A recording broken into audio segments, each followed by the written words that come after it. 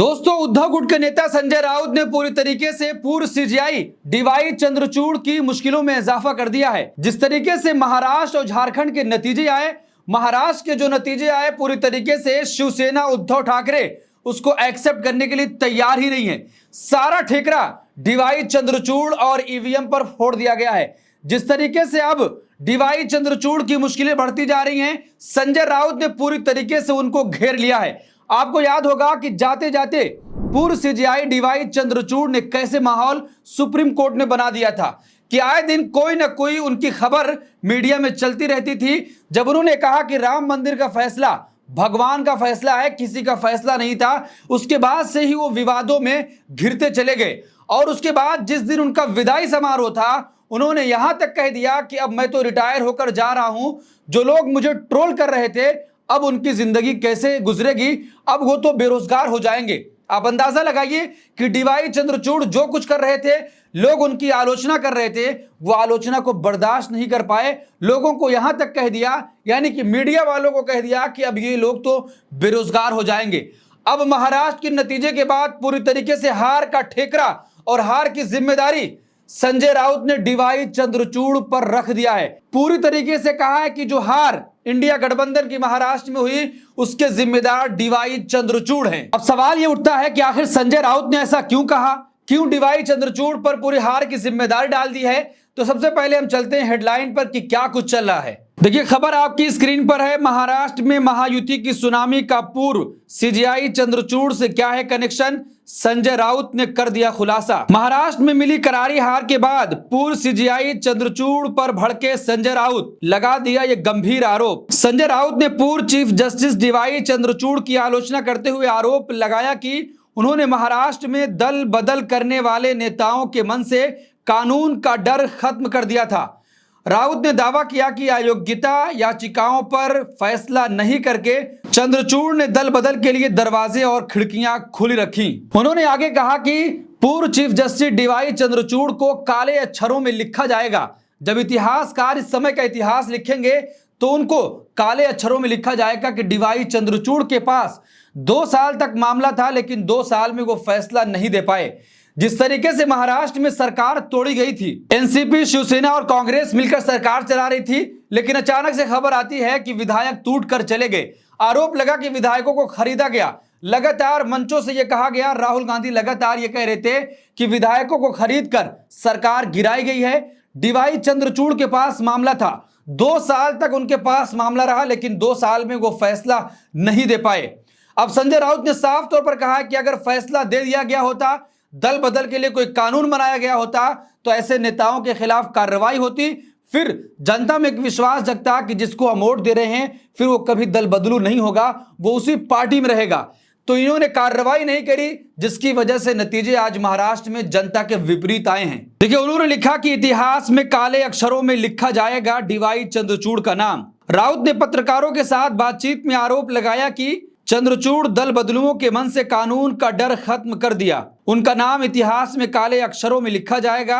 2022 में अविभाजित शिवसेना में विभाजन के बाद उद्धव ठाकरे के नेतृत्व वाली पार्टी के गुट ने एकनाथ शिंदे के साथ दल बदल करने वाले पार्टी विधायकों की अयोग्यता पर सुप्रीम कोर्ट में याचिका दायर की थी। अदालत ने अयोग्यता याचिकाओं पर फैसला करने का दायित्व विधानसभा अध्यक्ष पर छोड़ा था। विधानसभा अध्यक्ष ने शिंदे के नेतृत्व वाले शिवसेना गुट को असली राजनीतिक दल घोषित कर दिया था।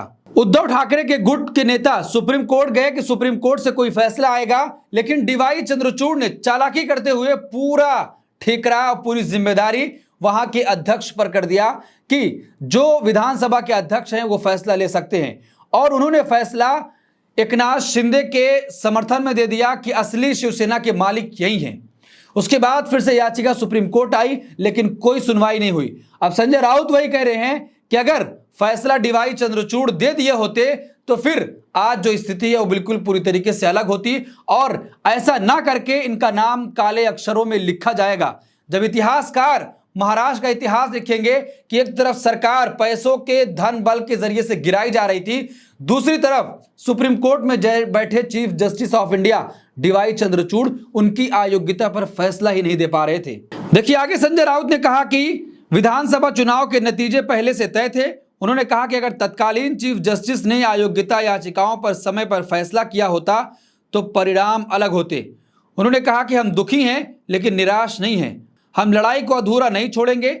मतों का विभाजन भी एक कारक था और राष्ट्रीय स्वयंसेवक संघ ने चुनाव में महत्वपूर्ण भूमिका निभाई। जहरीले अभियान ने हम पर नकारात्मक प्रभाव डाला।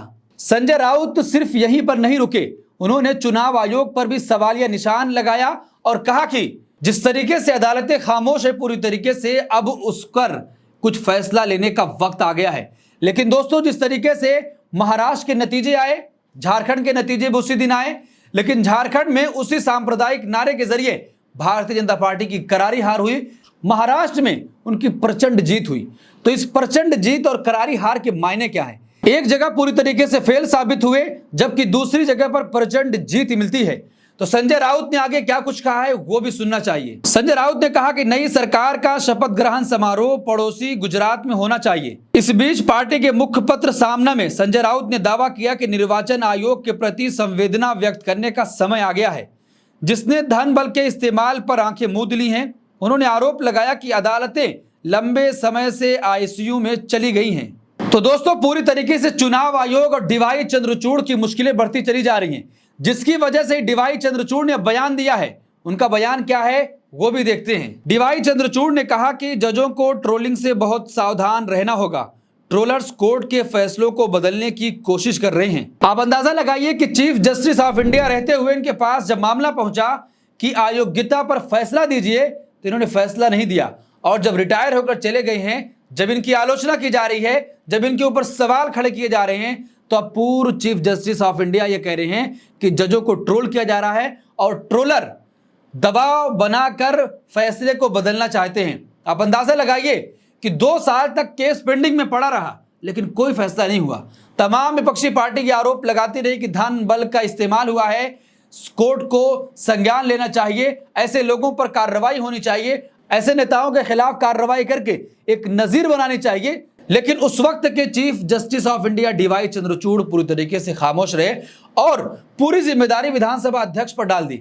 बहुत चालाकी से डीवाई चंद्रचूड़ अपने आप को उससे अलग करने की कोशिश कर रहे थे, लेकिन संजय राउत ने हार के बाद पूरी तरीके से उनको घेर लिया है और यह कह दिया है कि इतिहास में आपका नाम काले अक्षरों में लिखा जाएगा। इस पूरे मामले पर आप क्या सोचते हैं? आपकी क्या राय है कि जिस तरीके से डीवाई चंद्रचूड़ को संजय राउत ने पूरी तरीके से मुश्किल में फंसा दिया है और इतिहास की बात याद कर दी है कि जब इतिहास लिखा जाएगा तो आपका नाम काले अक्षरों में, सुनहरे अक्षरों में आपका नाम नहीं लिखा जाएगा। आपकी क्या राय? कमेंट बॉक्स अपनी राय जरूर दें और ऐसी तमाम खबरों के लिए देखते रहिए देश नीति। धन्यवाद।